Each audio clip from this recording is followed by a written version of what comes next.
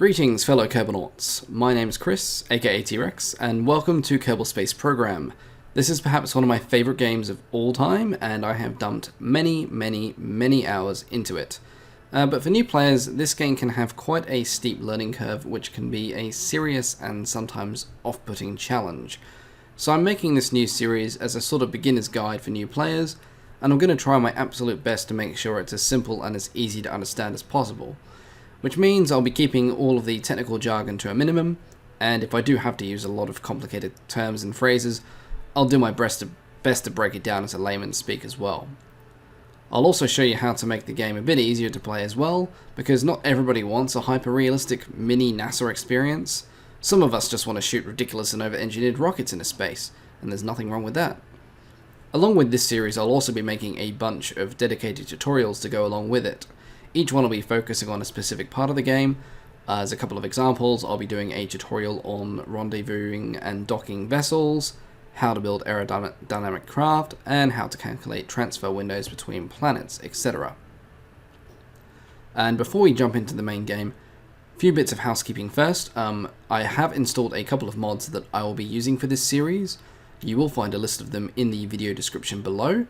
Most of them are simply visual enhancement mods to make the game look a bit more pretty, and some of them are utility mods as well. None of them are necessarily required to play the game, but the utility mods do make it a heck of a lot easier, especially Kerbal Engineer. If you could only ever install one mod for the game, I would recommend Kerbal Engineer every time.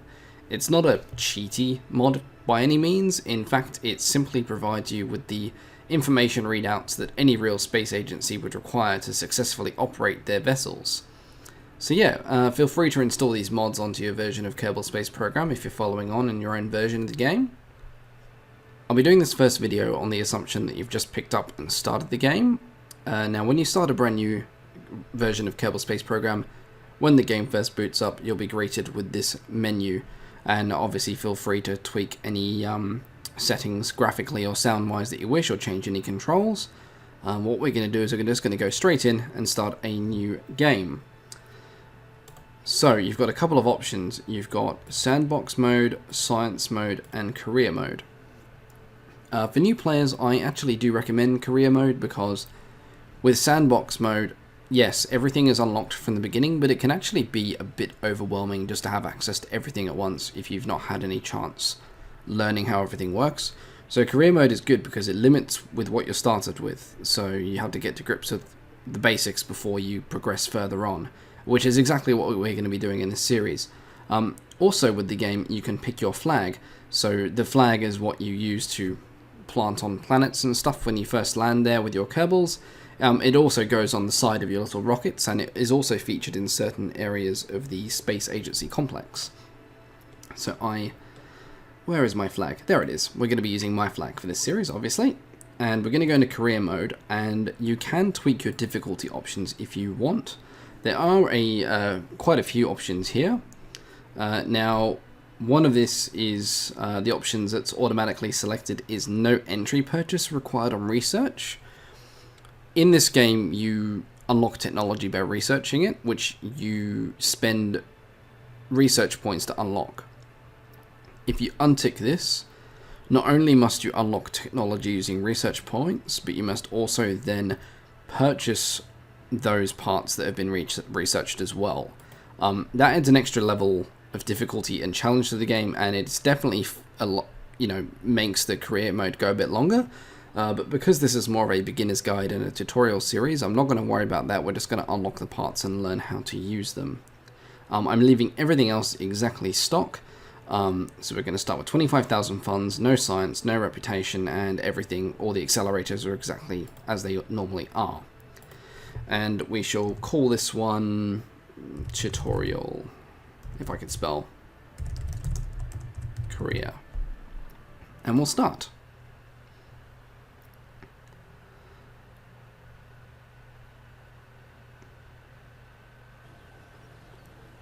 And this is the Kerbal Space Center. This is where your entire space agency will be operating out of. And let's have a look at what we have exactly here. So, up here we have the runway, which you'll be using as a runway to launch aeroplanes and also spacefaring planes as well. You have your space plane hangar, which is where you build your aircraft and your spacefaring aircraft. You then have a mission control area here. It's quite a small area, sometimes missed. This is where you pick up missions and contracts. And here, this fairly recognizable building is the vehicle assembly building, much like NASA's own vehicle assembly building, a giant, massive thing where you build all of your rockets. Further on from that, you have your launch pad. Down here we have the tracking station, which basically does what it says. It allows you to track your vessels once they have launched. We have the research and development facility, which is where you go to unlock your new technologies. You have your astronaut complex, which is where you go to recruit new astronauts, or in this case, Kerbalnauts. And you have your administration building, which it's useful, but just not really at the beginning of the game. It allows you to sort of adjust how certain rewards work and things like that, but we'll look into that in one of the more intermediate videos later on down the line. For starters, the first thing you want to go and do is go into mission control and accept your first missions. So, this one, launch our first vessel. We might as well accept that one here. So once you've accepted the mission, you can actually view the mission parameters by going to the bottom right of your screen, and there'll be an icon that looks a bit like a clipboard, which is your contract icon. And if you click on that, it leaves it open. And the only contract we have at the moment is to launch our first vessel.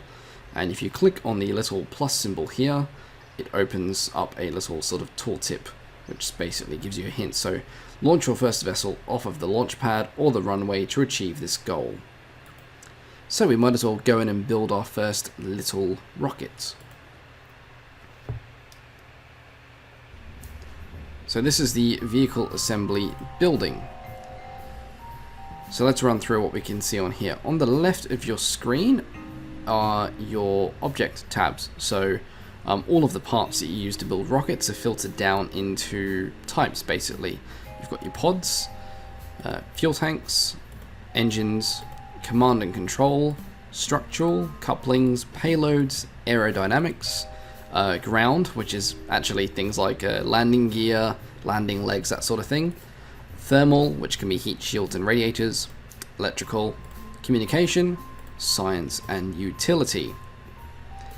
So obviously for a rocket we're going to need a command pod, which is where our little Kerbalnaut is going to go.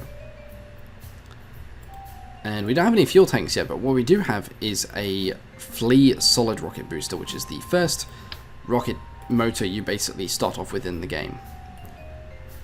And to make sure that our ship returns to the ground safely, you want to have a parachute on here, and that is literally all your first rocket is ever going to be. Solid rocket booster, command pod, and your parachute. Now before we launch, we need to make sure the staging is set correctly. And staging is basically the order in which things happen on a launch. So obviously when you launch this rocket, you want to fire the engines before you fire the parachutes, otherwise it's going to get messy very quickly. So on the bottom right hand of the screen here we have your staging. Now at the moment the parachute and the solid rocket booster are both in stage 0. So if you were to launch the rocket at the moment using staging, both of those would activate and it would not go well at all. So you can create other stages by hovering over the stage area and pressing that plus symbol, which generates a second stage. So you want to separate the booster from the parachute. Now for some reason Kerbal Space Program does its staging numbering backwards. So stage 0 should be your first stage, stage 1 should be second, stage 2, etc, etc. But in this game it's the other way around. In this one it is done vertically. So your first stage, which is your bottom stage on the rocket, is going to be the bottom one in this list. So stage 0 is the last stage, and you know the equivalent of stage 9 or 10 would be your first stage. So just bear that in mind, because that actually confused me when I first got the game. So what we'll do is we will name this rocket Rocket 1. There we go. And if you ever want to check to make sure that your rocket is fine, if you go down and click on this little spanner and cog item, it will say design checklist. So apparently this cannot transmit science, which is fine, we're not worried about that. And apparently there's some unused monopropellants, but we're not worried about that either. Monopropellant is used for RCS thrusters, which we will get into in a much later episode. So at the moment, there's nothing particularly wrong with this vessel, so we can launch it. And to do that, you just go up into the top right-hand screen and press the launch button.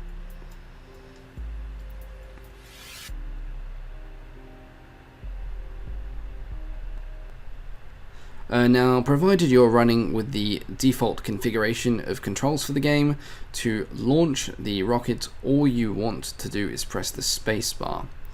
However, before you do that, you should probably engage your stability assistance, and to do that, you press T if it is your standby. Now, if you press T again, it turns it off. So, when this little SAS symbol is lit up, it means your stability assist is on, which keeps your rocket more stable during flight. So, without further ado, let's launch this little thing. And away we go. First launch of this career, and it has quite a bit of punch to it. As you can see, our velocity has already exceeded 600 meters a second. However, the atmospheric drag is reducing that very, very, very quickly. So that is now the rocket out of fuel, and we need to wait until we are now at a slower speed before we activate our parachute. So now we are at a much slower speed that we can do that. So if you press space again, that will activate the parachute, which will slow us down and allow us to return to ground. Now this will obviously take a while, so what you can do, you can actually speed up time in this game. Now the two controls for that is, if you are on default controls, is you press the comma to revert time to standard time, or if you press the full stop or period button, it will speed up time. So we're going to speed up time as fast as we can at the moment, which is 4 times. And as you can see, we are now descending back towards Kerbal Space Center.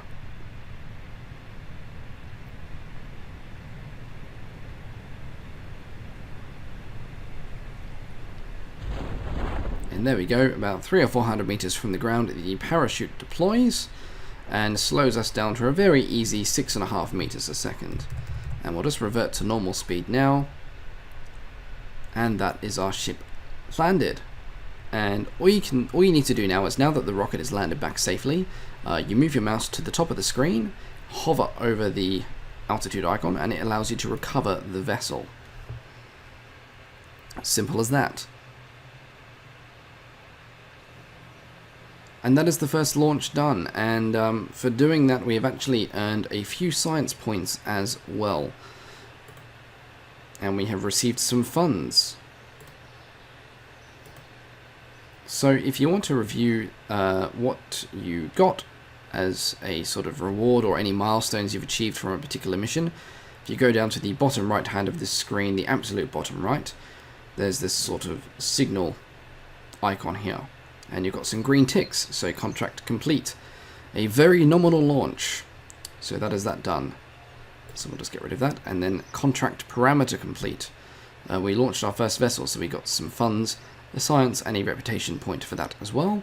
And we also achieved some milestones. We've broken several speed records and altitude records, which rewards you with money, science and reputation points as well. So what we can do with that is we can use that to unlock more parts. But first of all, we're going to go back into mission control and take our next mission. And because we've completed our first contract, it actually unlocks other contracts you can do, as well as the main sort of story missions, I guess, which are the ones that are highlighted with the Kerbal, well, science icon, basically. So, the next one we're going to do is we're going to take 2 contracts. The first one is we're going to gather scientific data from Kerbal, and we are going to attempt to escape the atmosphere. And that is the most amount of contracts we can take. So if you look up here, active contracts 2, maximum is 2. You can increase that number by upgrading your mission control. So every building in the Space Center can be upgraded twice, I believe. So if you right click on it it gives you the option of upgrading. Now, we're not going to do that right now because that costs a lot of money. What we are going to do is going to, in the research and development area, and unlock some technology. So we have 13 science points, which means we can unlock our first 2 science tiers. So first one here is basic rocketry, which unlocks the first liquid fuel engine you use in the game, the next solid rocket booster, and a fuel tank. So we'll research that. And under Engineering 101, that unlocks a thermometer, which is a bit of equipment you use to gather science data, a radio, a stack decoupler, and another communicator as well. So the Communicatron 16 and 16S. So we'll research those. And if we go into the vehicle assembly building, we will now see those items unlocked. So if you go to engines, we now have the liquid fuel engine, the swivel engine, and we have the hammer solid rocket booster as well. Now, if any of you watching are running the game stock, you're probably wondering what this little thing here is. And this is Kerbal Engineer. It allows you to see information on your rocket, basically. So things like how many parts it is, its cost, its mass, ISP, thrust, thruster weight, and its delta V, and its burn time. We'll run into a lot of this in a later video. I usually find it's fine just to leave the mod in its compact setting, just so that you know what its thruster weight is and how much delta V it has. So, next mission is to gather scientific data from Kerbal and also escape the atmosphere. So what we'll do, we'll take this solid rocket booster off here, and we will stick this one on as well. But what we will also do is use a decoupler, which will allow us to discard this spent booster once its fuel is used up. And the decoupler automatically goes into your staging. Just make sure it's set up correctly. So you want to fire your engine first. When it's empty, decouple it, not the other way around. Now this should be enough to actually get us out of the atmosphere. Now, however, we will be going a lot faster in this one. So what we want to do is put a few fins on. So if you go to the aerodynamics tab, you get a basic fin. Now just sticking one on here isn't going to do much, so you want to activate something called symmetry. So you can take your mouse down here and click on this.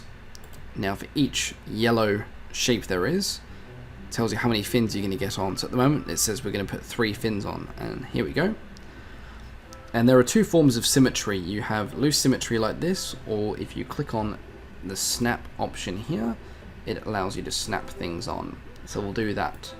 You can also change the symmetry by pressing the X key or Shift X.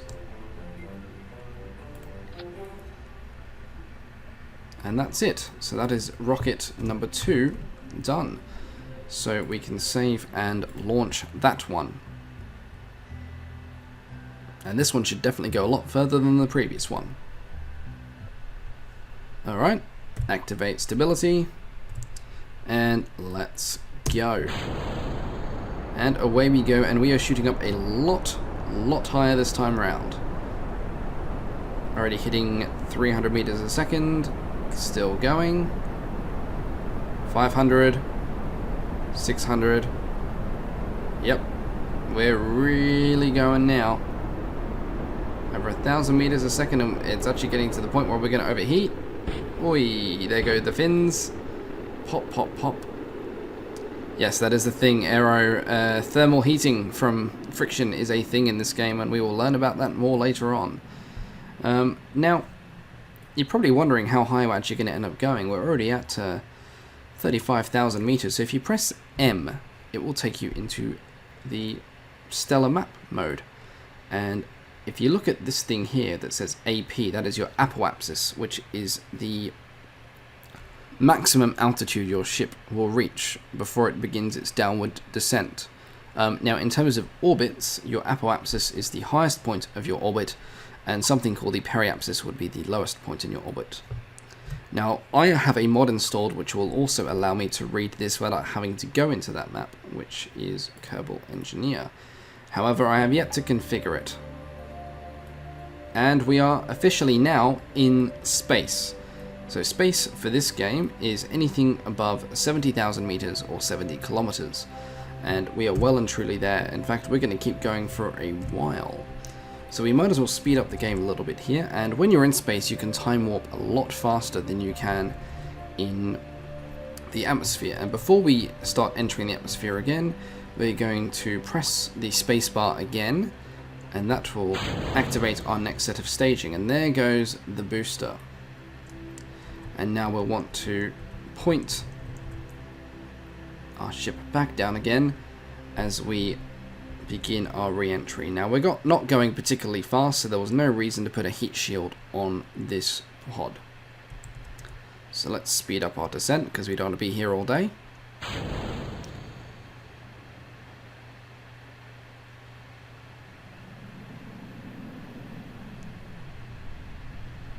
Alrighty, there we go, through the atmosphere, and parachute is deployed.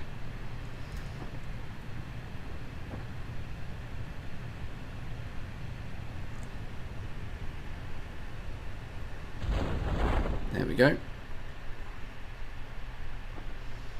Jebediah Cohen looking very excited to be back in, and that explosion was the sound of the solid rocket booster crashing into the ground at a considerable speed by the sound of it there. And almost at the ground, and there we go. Alrighty, let us recover the vessel and see what we got out of that.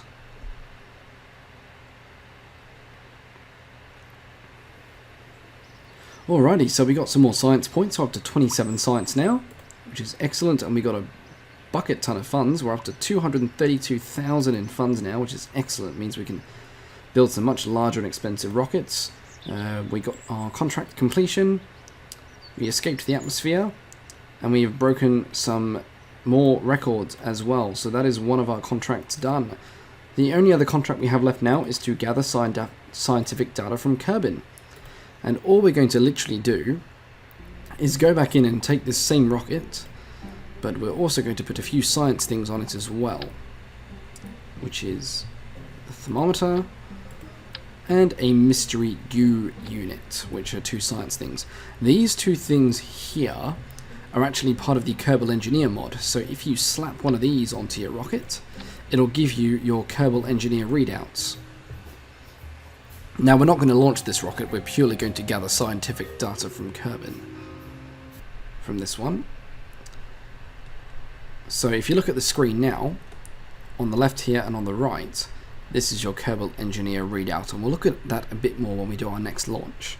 But for now, we're going to observe our mystery goo, which is getting us some science. We're just going to keep the experiment, because there's no point transmitting it when we're on the ground, and we'll log the temperature.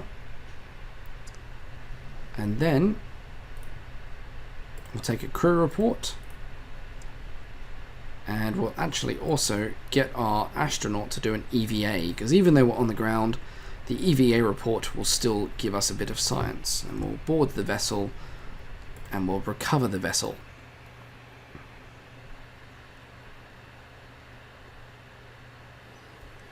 And there we go, that's given us some more science. So now we are up to 38,000 in science, and we also got some additional funds as well for completing our mission, which has put us in good stead for our next mission, which is going to be getting into orbit around Kerbal, which is a challenge in and on itself if you are a brand new player to the game. And I know a lot of people personally and just online who I've spoken to that actually it took them a very long time to get this far, just getting into orbit, because especially back in the day before this game wasn't very easily moddable, it was a challenge. But before that, let's unlock some more technology with our research and development. So we have a few options here: survivability, stability, and general rocketry. Now we only have enough science to do one, and the one I'm going to go for is survivability, for two reasons. One, it gets you heat shields, which will be very useful soon. Two, it gets you a Presmat barometer, which is another science unit which will allow you to generate even more science. Also unlock some more parachutes for you, a storage bay, a radiator, and some landing struts, which will come in handy later as well. So that's that purchased. And Oh, we can actually unlock 2. My mistake, I can't even do maths today, clearly. So what we'll actually unlock next is general rocketry, because that'll get us another liquid engine, a stronger booster again, and a larger liquid fuel tank.